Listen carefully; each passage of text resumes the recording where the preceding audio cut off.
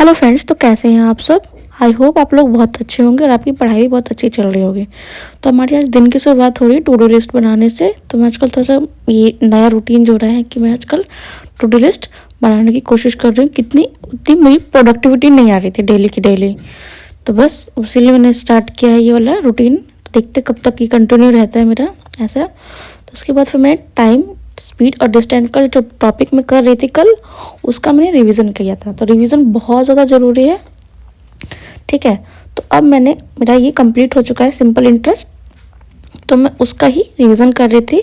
अब रिवीजन करके मैंने जो इसके जितने भी फॉर्मूले होते हैं, ठीक है, इसको एक स्लिप में लिख लिया और उसको सामने में स्टिक कर दूंगी ताकि मुझे ये हमेशा याद रहे। तो अब रिवीजन करते वक्त जो मोस्ट इम्पॉर्टेंट फॉर्मूलेज होते हैं, कुछ पॉइंट्स होते हैं, उन सबको आप एक स्टिक में लिख लीजिए और सामने अपने ये करते जाइए। तो ऐसे करके आपको इजी हो जाएगा याद करना, ठीक है। उसके बाद फिर मैंने अपना कंपाउंड इंटरेस्ट का मेरी थोड़ी एक क्लास रह गई थी, ठीक है, क्लास नंबर 2।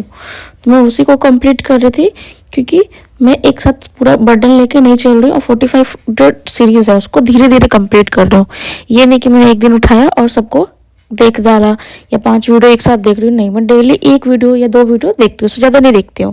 क्योंकि जितना मुझे समझ में आ रहा है मैं उसको ही देख के और उसका फिर अगले दिन रिवीजन करती हूँ और उसको फिर दोबारा रिवीजन भी करना पड़ता है और थोड़े से नोट्स भी मैं साथ साथ बनाती हूँ, तो मुझे ज़्यादा टाइम लगता है। पर यह है कि मेरा ये लॉन्ग टाइम में मेरा सेव रहेगा और मेरा रिवीजन करने के लिए बहुत अच्छा रहेगा। तो उसके बाद फिर मैंने अभी एक रूटीन जोड़ा है अपना टेस्ट सीरीज़ का।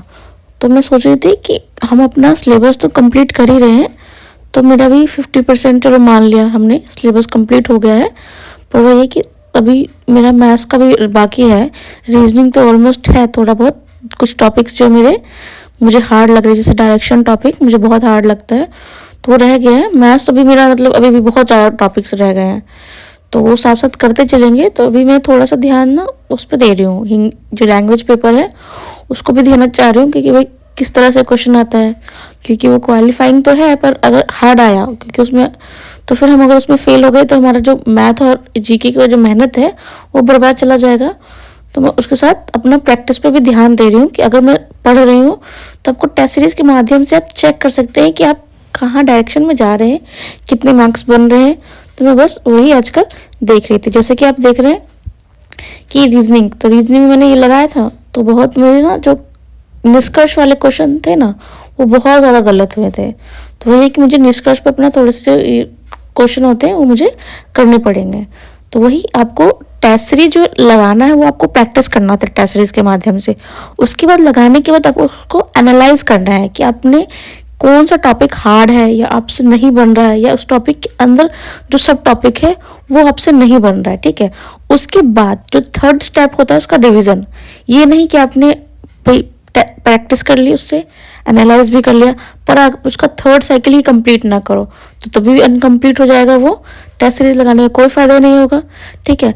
जो आपने वो टेस्ट सीरीज दिया है 10 दिन बाद उसको रिवीजन कीजिए। बहुत ज़्यादा ज़रूरी है कि आप टेस्ट सीरीज को 3 स्टेप में कंप्लीट करने का मैं ये बताती हूँ। प्रैक्टिस करना है आपको, एनालाइज करना है और उसके बाद उसका रिवीजन करते रहना है, क्योंकि अगर उससे रिलेटेड कोई कुछ क्वेश्चन आया तो आपको गलत नहीं करना, क्योंकि मोस्टली जितने भी टेस्ट सीरीज बनाते हैं वो पीवाईक्यू को ध्यान में रख के ही बनाते हैं।